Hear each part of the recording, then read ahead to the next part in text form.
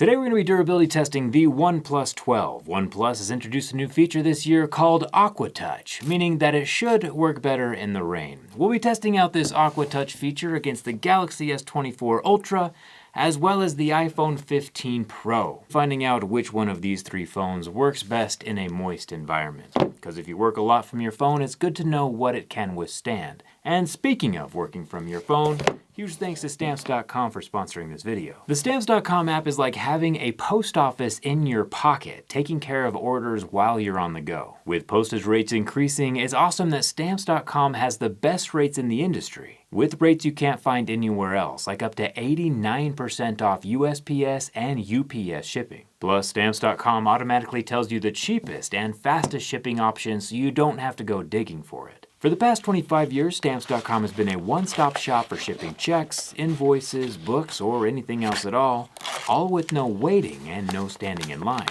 All you need is a phone, a computer, or a printer. And Stamps.com integrates seamlessly with every online marketplace and shopping cart. To keep your own shipping and mailing moving at the speed of your business, just go to Stamps.com/jerryrig for a 4-week trial, free postage, and free 5-pound digital scale, with no long-term commitments or contracts. Stamps.com/jerryrig, and huge thanks to Stamps.com for sponsoring this video.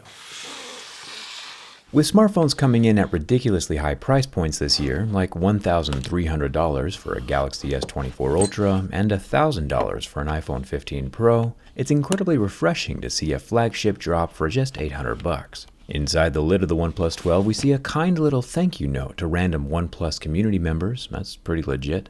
Big fan of that.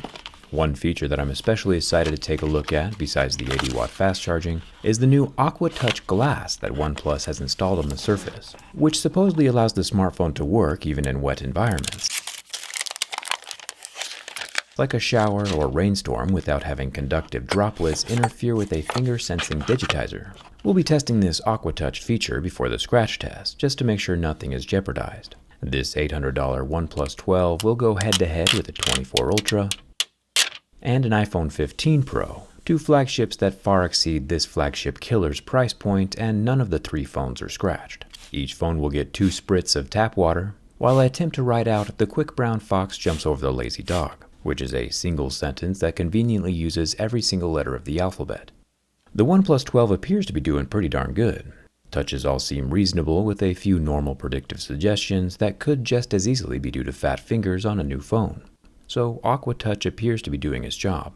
Moving to the S24 Ultra, not a whole lot is different over here. The swipe text seems to still be recognizing the majority of my swipes and getting most of the words correct, even with an incredibly damp water splash screen.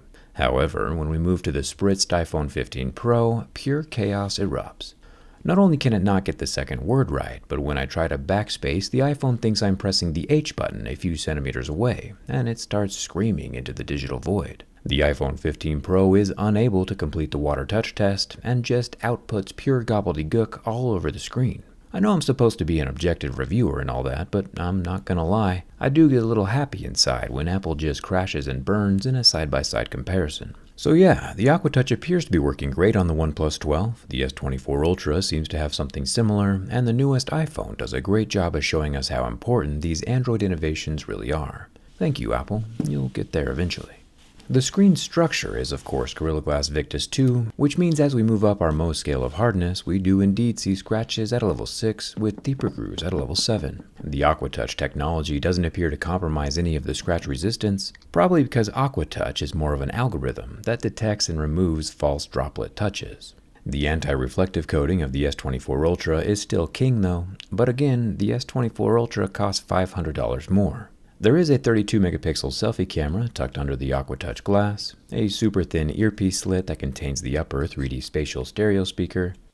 One interesting thing though is that OnePlus has included 16 signal antennas inside of the 12, 3 of which are dedicated gaming antennas, positioned so that when the user is fully grasping the phone horizontally, the gaming antennas can still function. The metal buttons are not removable, and the whole phone frame appears to be made from aluminum. There's a pretty cool infrared remote control at the top. It can control TVs and stuff. One cool thing to mention is that while you might not be able to see infrared light with your naked eyes, a smartphone camera can see that infrared through its camera sensor, and you can see that remote diode flash on the screen. You can try it yourself with any infrared remote control and a smartphone camera. The alert sliders over here, I wish every phone had one of these. And of course we have our SIM card tray, 80-watt USB-C port, and the lower 3D spatial stereo speaker. The OnePlus 12 is IP65 water resistant, but that water resistance is only good for water sprays and not submersion, so watch out for that. Like we saw in my teardown video, there is an extremely impressive, industry-leading 50-watt wireless charging coil underneath the back textured glass.